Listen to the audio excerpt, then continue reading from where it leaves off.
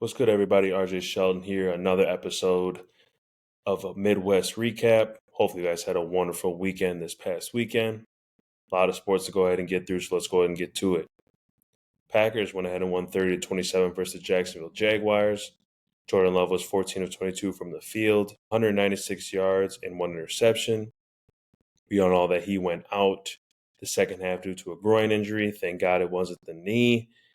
But then we had to see another Malik Willis performance, very up to par. 4 or 5 from the field, 56 yards and 1 touchdown, and also had 4 carries for 23 yards. Josh Jacobs, 25 carries, 127 yards and 2 touchdowns. Tucker Kraft had 3 receptions for 78 yards and a touchdown. Romeo Doubs had 3 receptions, for 72 yards, and Jalen Reed had 2 receptions for 55 yards. I mentioned earlier, Jordan Love went down with a groin injury, which was tough, but it was scary at the same time. I thought it was the knee, but thank God it was just only his groin. If you know injuries, those groins do tend to be there to the whole season. This is great for a bye to come. We do not have a bye. I always get myself confused. We got to go ahead and get him healthy. Hopefully it's nothing too, crazy where he, can't play for, this big game coming up. Josh Jacobs, I was glad to see him getting going in the offense. Obviously had over 100 yards rushing, had his hands all over this game.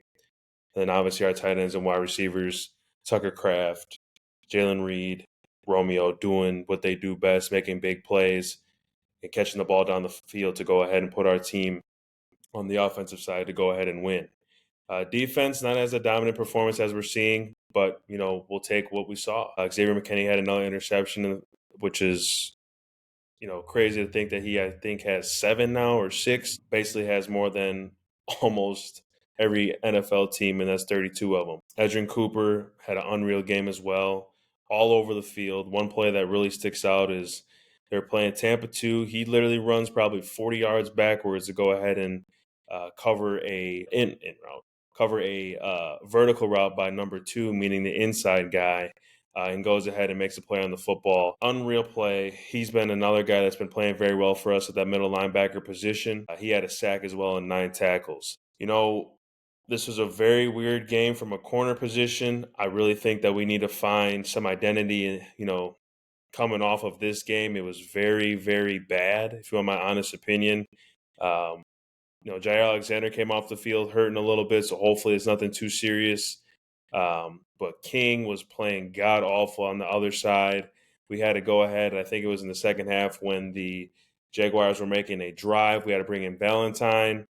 I thought Nixon was going to be our guy out there, but I guess he got moved back into the slot due to Williams being injured as well. He had a hamstring, but, we got to figure out that position. That's going to be definitely something we need to figure out because we're getting towards that halfway point. We're getting deep into the division to where we're going to be facing a lot of good wide receivers throughout this whole year. It's tough to see that. I would personally love Valentine to go ahead and start. I think it's time for him to get back in the mix. I could care less for King. His track record at that position for the Packers have been horrendous. But it was really bad from an overall corner play, this game. But we came out with a win. Packers are now 6-2, second in the NFC North. Big game this week against the Lions. Going to go ahead and play efficient football. Jordan Love has to stop throwing interceptions. He's got 9 or 10 already. Granted, yes, I know we're winning, but we can't be having that down the road, and especially this week against the Lions because they are a very good football team. And then moving on over to the Badgers. Badgers lost that one to Penn State 28-13. Penn State was all over the rushing attack. As of previous weeks, Wisconsin was able to run the football. Penn State held basically the Badgers to 81 rushing yards. Braden Locke kind of had a tough game, was 22 of 42 from the field, 270 yards throwing and 1 interception. Walker had 22 carries for 59 yards and 1 touchdown. Pauling had 8 receptions for 76 yards. If you watch this game, there's opportunities to go ahead and move the chains on the offensive end. Brock was definitely Locke. I said Brock. Locke was definitely going ahead and doing his part of putting the football where it needs to be. The wide receivers just dropping balls.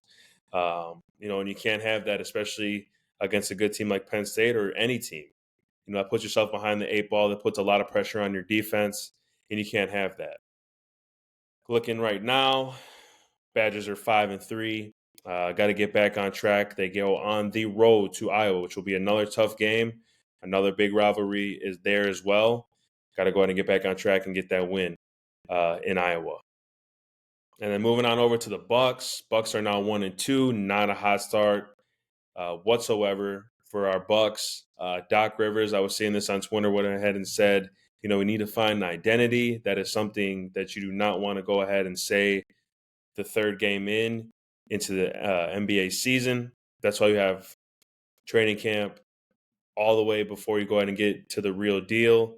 I'm personally a little bit worried about Doc Rivers. If you go ahead and say you don't have an identity for your ball club, what was last year? I mean, we have guys that, yes, we're the second or third oldest team in the league, but we have players that can go ahead and do his part. Damian Lillard, Giannis Antetokounmpo. We know we have the young talent as well that's in along with them. Chris Middleton's out due to obviously his ankles or surgery or whatever he got surgery on. But to go ahead and say you need to find identity is a little bit scary. We need to get that figured out because there's no way that we should not be not 3-0 right now. I mean, we played a Bulls team at home. We looked horrendous. It was a track meet. And if we go ahead and want to get in track meets with teams, it's not going to look well for us. So either we got to go ahead and put those points in the board or we need to, I guess, find identity. But, I mean, if you got Damian Lillard and Giannis Antetokounmpo, two guys that are definitely, arguably top in their position, remember, there's really no argument. We got to get that figured out. They face the Grizzlies this Thursday, and then they go ahead and face the Cavaliers on Saturday. And then moving on over to the Minnesota area, Vikings lost against the Rams 30-20 on this past Thursday Night Football. Sam Darnold was 18-25 from the field, 240 yards throwing and 2 touchdowns. Aaron Jones had 19 carries for 58 yards. Justin Jefferson had 8 receptions for 115 yards. There were some calls that weren't made for the Vikings, that really didn't go their way. It's a part of the game. It's tough, but I think the biggest thing that you hate to see, obviously Christian Darlington went down out for the season with the knee, hopefully to a speedy recovery. My good brother, you don't like to see guys getting injured. People that you do know that you've had conversations with, you never want to see them get injured, but it is a part of the game. But you got to go ahead and the next man is up. Seen a lot of things on Twitter or Instagram. Obviously, we all saw that Jordan Addison said free 3. I don't think as a Vikings fan you need to be worried. Granted, it could be a little, on his part, and I know where Jordan Addison's coming from, to where he feels that he's not being maybe, in the game plan or not getting the same touches as he needs be. But I think he's, a little frustrated, which anyone would, coming off a loss, but maybe 2 games where we weren't really getting the ball as much. But, just hang in there, Vikings fans. It's a part of the season. Guys go ahead and, maybe they're not getting the ball as much that it does get to them. But I think at the same time, Jordan Addison is a big piece of this offense with everyone around him. I can definitely see him, when they play the Colts this week, he might have a touchdown and a handful of yards and a handful of catches. So no need to worry about that news. No need to panic. I think it's more of just frustration out of anything. The Vikings are 5-2, third in the NFC North. They are on a 2-game losing streak. They do go ahead and play the Colts at home, which I can definitely say should be a win. Colts are all over the place right now. This will be a good game for them to go and get back on track, which I think they definitely will. Gopher football, playing very well right now. They went in and beat the Maryland.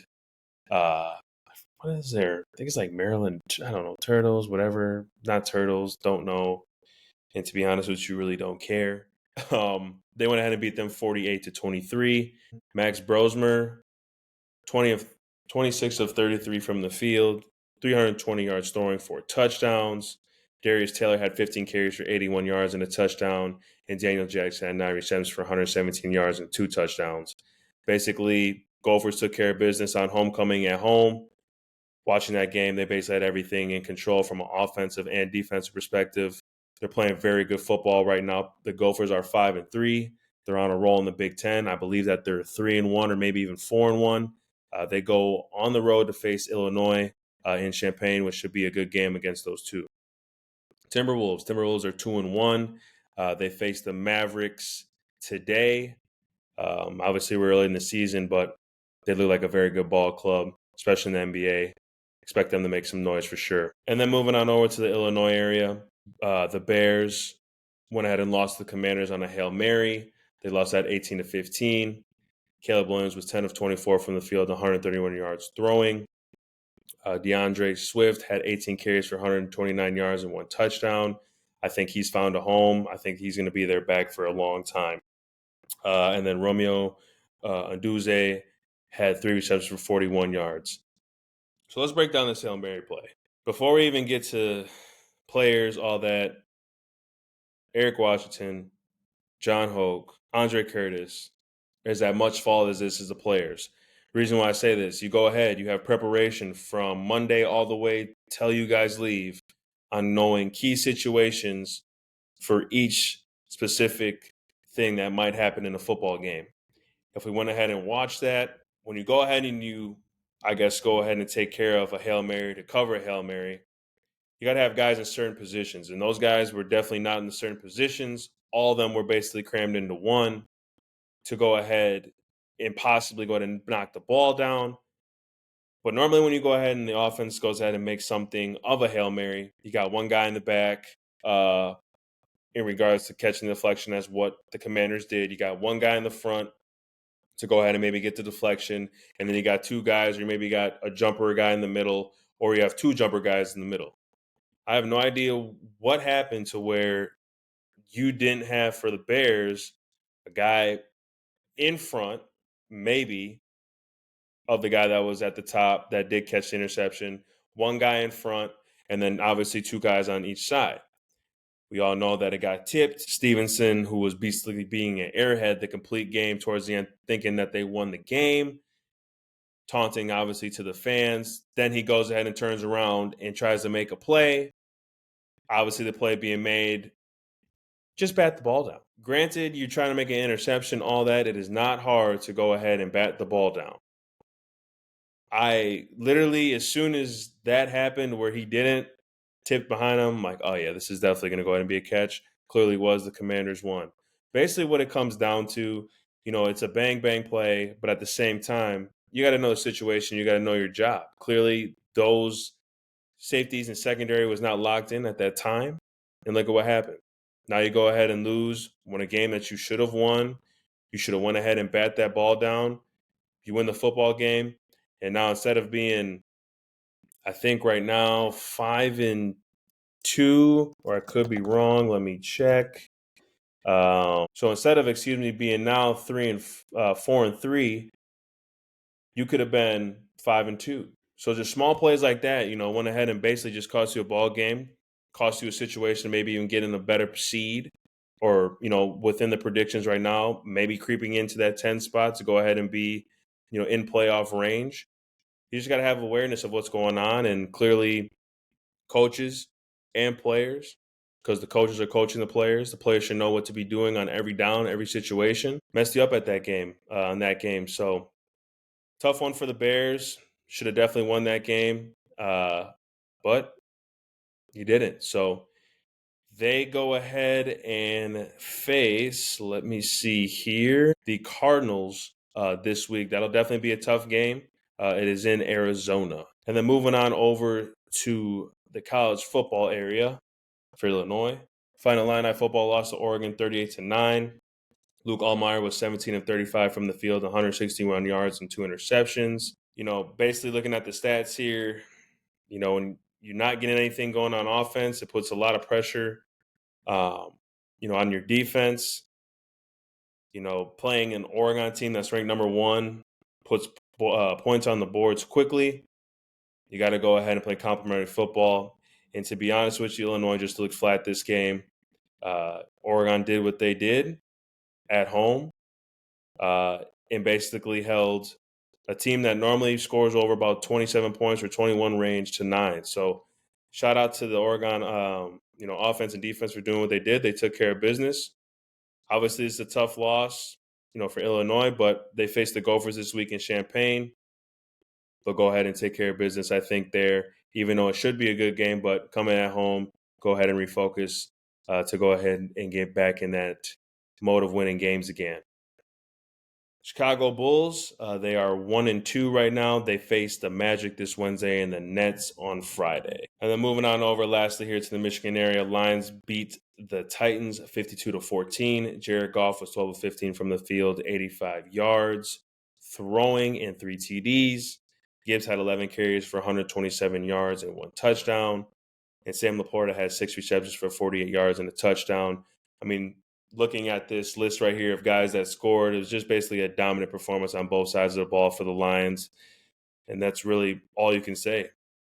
Right now, they're looking like the best team in football. They are 6-1, first in the NFC North due to teams losing. They face the Packers, this week in Lambeau Field. That should be a good one. Hopefully, it is game of the week.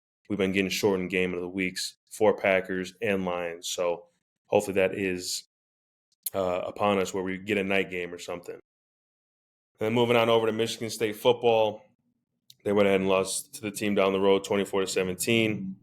Aiden Childs was 17 of 23 from the field, 189 yards and 1 touchdown. Nathan Carter, absolute dog. You basically left it all out there on the field, and it showed. I saw you doing what you needed to do. 19 carries for 118 yards and 1 touchdown, and had 2 receptions for 56 yards. Nick Marshall played well as he's been this whole season, had 4 receptions for 42 yards and a touchdown. Foster Jr. had 4 receptions for 44 yards, and Jack Velling had 4 receptions for 40 yards. This game was a prime example that you have got to score on your first drive. It's the most important thing to get points up on the board. Obviously, we had an opportunity to at least kick a field goal. Kim was wide right. For my honest opinion, we should have went ahead and ran the football 3 times down there, and I guarantee you we would have went ahead and scored. But I'm not mad at the situation. Granted, we do want to win, but we see what type of football team we are, and this was the game.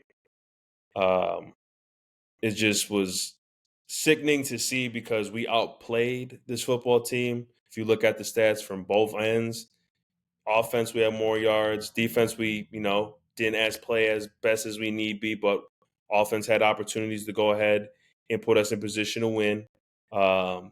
If you want my honest opinion, we go ahead and score that first drive. It's 24-24.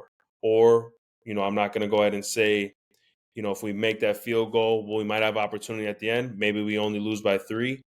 But at the same time, this game showed me that we are just not there yet. And being a 4-4 football team, it's not going to get any easier. The schedule is going to be as tough now. We still got to play the top teams in the Big Ten. So we just got to see what we're made of. We got to see what we're going to do from here on out. If we're going to be able to make a bowl game, if we're not going to be able to make a bowl game. But the history of this game right here, if we don't win, we don't make a bowl game. So hopefully I'm wrong. Hopefully we go ahead and win, I guess, the next however games left. But this was a tough loss. Got to shake your hand. Shake your hand. Got to shake the hand, tip your cap. You lost. And it's another year not having Paul Bunyan back where it needs to be. So we should see what this game does for us moving forward. And then last but not least, Pistons are 0-3. Yikes. Hopefully that changes. They face the 76ers on Wednesday and the Knicks on Friday. Short and sweet here, but hopefully you guys had a great week, past weekend. We'll definitely see you soon. Peace out.